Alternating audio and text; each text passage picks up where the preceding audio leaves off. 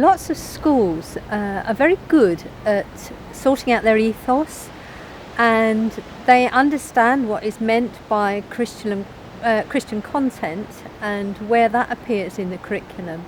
But very few have thought about the sort of third leg of the stool, which is pedagogy, how faith affects teaching and learning.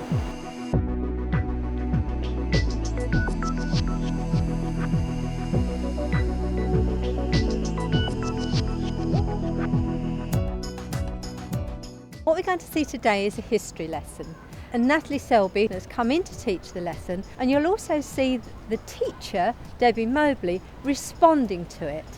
There was a lot more opportunity for children to think about how it applied to them. There was a lot of thinking about themselves rather than just learning about history and the characters in history.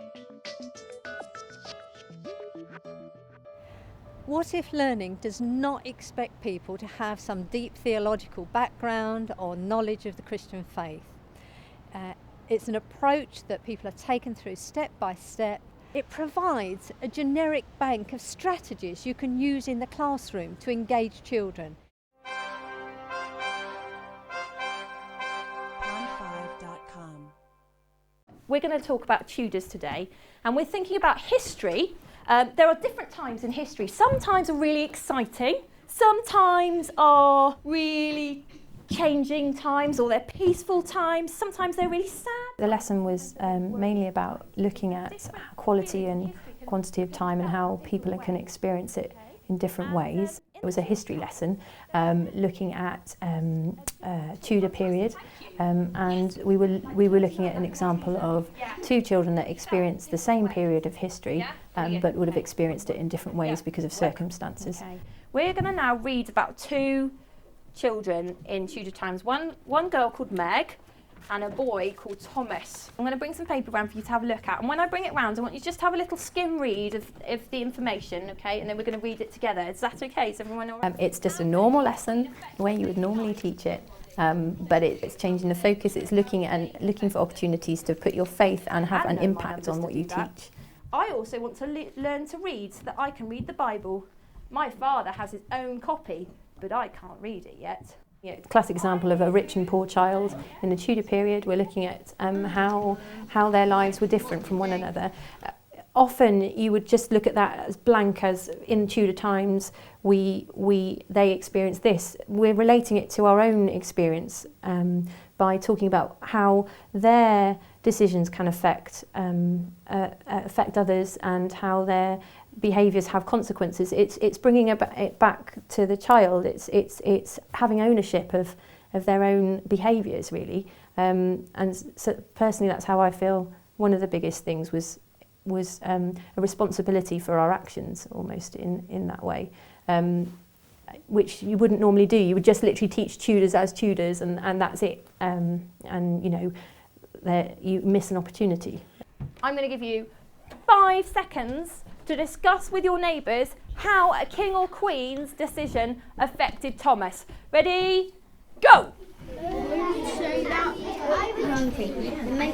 What I really noticed about this approach is that the skills taught are still the same, but it's the context in how it's taught. We might have to make them do more work. Yeah, that's a good thought too. Right, I want everyone to turn their piece of paper. I don't believe that RE is a standalone subject, just like we're very much cross-curricular in the way we do things, and I think that my faith impacts who I am in everything I do, and therefore it should affect how I teach as well.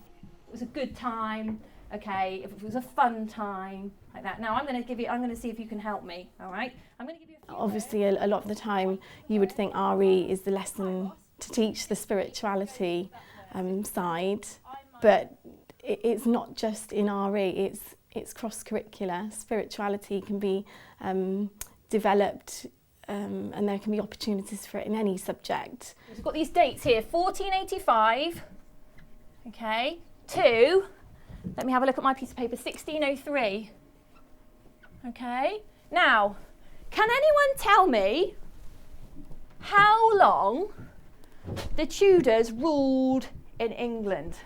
It was great to see how a history lesson that may normally sort of be facts and figures, allowed a lot of chance for the children to really sort of experience empathy. Thumbs up, yes? Yeah, okay. What was different about today's lesson wasn't in terms of its material, because I think the material itself is the same, but it's changing the focus. How would a decision like that I made affect you guys? Okay, how would it affect you? How would that affect you? If I only gave you 10 minutes for lunch, how would that affect you? Try this out. Okay, so you might be at 1485. We're not allowed to go in lesson time, are we? Not allowed to.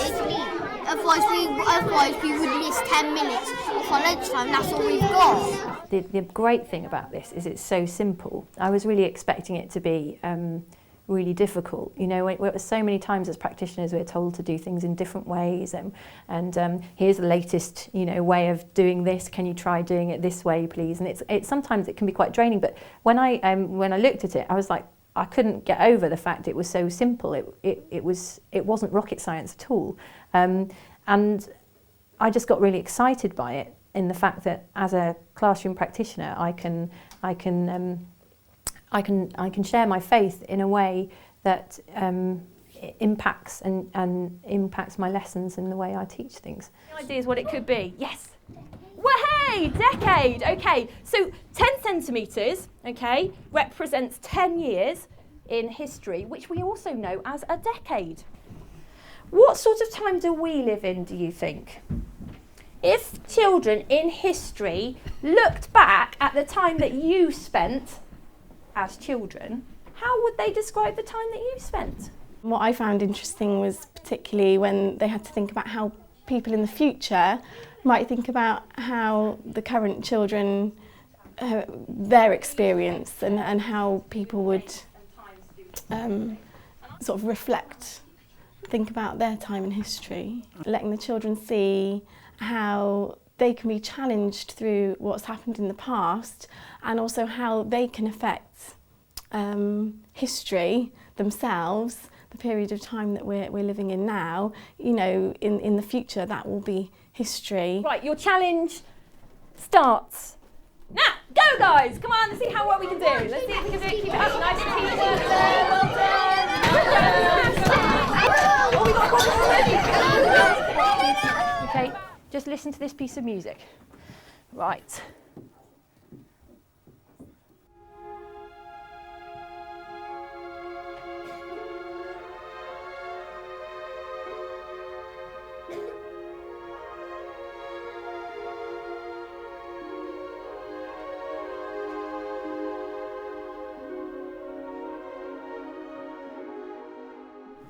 Of those two activities that we had the balloon keeping up in the air, and we listened to a piece of music. Which one of those times seemed longest to you?